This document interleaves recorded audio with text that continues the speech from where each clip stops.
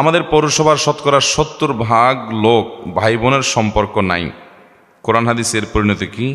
জবাব চাই। ভাই বোনের সম্পর্ক নাই মানে কি? এর মানে হয়তো ভাই বোনের মধ্যে সেরকম সম্পর্ক, রিলেশন, আন্তরিকতা, ভ্রাতৃত্ব সুলভ, যে আত্মীয়তা সুলভ যে সম্পর্ক থাকার কথা সেটা নাই, নামকাওয়াস্তে আছে। এটা শুধু আপনাদের এই মহেশখালী পৌরসভার সমস্যা না, এই সমস্যাটা সারা দেশের কম বেশি। মানুষ এখন অনেক সেলফিস্ট, অনেক স্বার্থপর, আত্মকেন্দ্রিক হয়ে গেছে। অথচ আল্লাহ তাআলা ইমানদারদের জন্য আত্মীয়তার বন্ধনগুলোকে রক্ষা করা ফরজ করেছেন। কি করেছেন? ফরজ করেছেন। আত্মীয়তার বন্ধনগুলো রক্ষা করা কি নফল কাজ না ফরজ কাজ? ফরজ কাজ। আত্মীয়তার বন্ধন যদি কেউ ছিন্ন করে, নবী করিম সাল্লাল্লাহু আলাইহি সাল্লাম বলেছেন আল্লাহ তাআলা তাকে ছিন্ন করে দিবেন।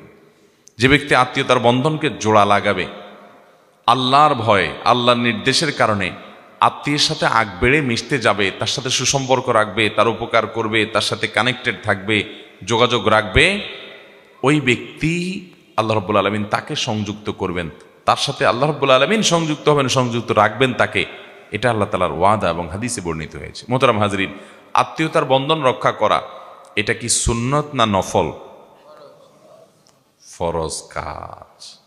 অতএব আপনার ভাইয়ের সাথে আপনার কোনো যোগাযোগ নাই, কথাবার্তা নাই, উঠা বসা নাই, উল্টা বরং মামলা মোকদ্দমা আছে, শত্রুতা আছে, তার ভালো দেখতে পারেন না, পারলে তার জমিটা মেরে দেন, বাবার সম্পদে তার ভাগটা না দিয়া বাঁচতে পারলে সেই চেষ্টা করেন। এই রোগ বা প্রবণতা যদি থাকে, তাহলে নবী করিম সাল্লাল্লাহু আলাইহি সাল্লাম বলেছেন লা ইয়াদখুলুল জান্নাতা কাতি', আত্মীয়তার সম্পর্ক যে ছিন্ন করে সে জান্নাতে যাবে নো এন্ট্রি। মুসলমান হওয়ার পরও যে লোকগুলো জান্নাতে যেতে পারবে না, সে কপাল পড়া মানুষগুলোর ভিতরে একটা হলো আত্মীয়তার সম্পর্ক ছিন্নকারী। এখন আপনি বলবেন, ভাই আত্মীয়তার সম্পর্ক কিভাবে জোড়া দেব? আমি যদি একটু তার সাথে মিশতে যাই, সে তো আমার সাথে মিশতে চায় না। এক হাতে কি আর তালি বাজে?